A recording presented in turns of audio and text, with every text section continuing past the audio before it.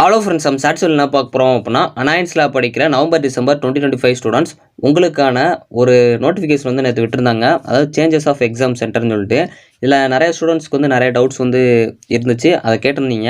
So அது வந்து இது என்ன ப்ரோ ஃபஸ்ட்டு அப்படின்னு சொல்லி கேட்டிருந்தீங்க. ரெண்டாவது வந்து இந்த மாதிரி வந்து எங்கள் காலேஜில் இருக்கிற சென்டரை மாற்றலாமா அப்படிங்கிற மாதிரி கேட்டிருந்தீங்க. ஸோ அப்படி மாற்ற முடியாது. ஃபஸ்ட்டு இது என்ன அப்படிங்கிறத நான் சொல்லிடுறேன். ஸோ இது வந்து உங்களுக்கு 2 விதமாக கொடுத்துருக்காங்க. ஒன்று பார்த்தீங்க அப்படின்னா க்ளோஸ் 2 அட்டானமஸ் காலேஜஸ். அது போக பார்த்தீங்க அப்படின்னா உங்கள் காலேஜில் வந்து ஸ்ட்ரென்த் கம்மியாக இருந்துச்சு அப்படின்னா அவங்களுக்கும் வந்து மென்ஷன் பண்ணி கொடுத்துருக்காங்க. இதுவுமே வந்து தியரி ப்ராக்டிக்கல் யாருக்குன்னு. ஸோ அதுபோக வந்து இந்த லெஸ் ஸ்ட்ரென்த் காலேஜஸ்க்கு வந்து தியரி மட்டும் அப்படிங்கிற மாதிரி மென்ஷன் பண்ணியிருப்பாங்க. இது ஒன்றும் கிடையாது. ஸோ இந்த மாதிரி உங்கள் காலேஜ் வந்து இதுக்கு முன்னாடி வந்து ஃபங்க்ஷன் ஆகிட்டு இருந்திருக்கும். ஸோ நடுவில் பார்த்தீங்க அப்படின்னா ஏதாச்சும் ப்ராப்ளம்னால வந்து அந்த காலேஜ் வந்து க்ளோஸ் பண்ணியிருப்பாங்க. அதில் படிக்கிற ஸ்டூடெண்ட்ஸ் வந்து பார்த்தீங்க அப்படின்னா அந்த காலேஜில் எக்ஸாம் எழுத முடியாது. ஸோ அதனால் அவங்களுக்கு ஒரு சென்டர் வந்து வேணும். அதனால் வேறு காலேஜஸில் போய் அவங்க எழுதுகிற மாதிரி இருக்கும். அந்த சென்டர் மென்ஷன் பண்ணியிருப்பாங்க. இன்னொன்று பார்த்தீங்க அப்படின்னா லெஸ் ஸ்ட்ரென்த் காலேஜஸ், அதாவது வந்து உங்கள் காலேஜில் ஸ்ட்ரென்த் வந்து கம்மியாக இருந்திருப்பாங்க.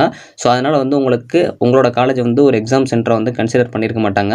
ஸோ அதனால் அதிகமாக ஸ்ட்ரென்த் இருக்கிற காலேஜஸ்க்கு வந்து உங்களை வந்து எக்ஸாம் சென்டர் போடுவாங்க. ஸோ அதுதான் வந்து மென்ஷன் பண்ணியிருக்காங்க.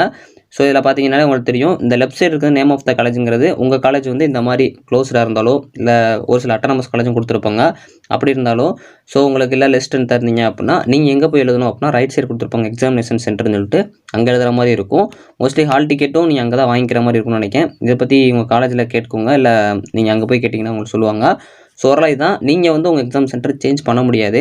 இது வந்து யாருக்கு மென்ஷன் பண்ணியிருக்காங்களோ அவங்களால மட்டும்தான், அவங்களுக்கு மட்டும்தான். உங்கள் காலேஜில் மோஸ்ட்லி பார்த்தீங்க அப்படின்னா எக்ஸாம் சென்டர் உங்கள் காலேஜிலே நடக்கும். அதனால் உங்களுக்கு பிரச்சனை இருக்காது.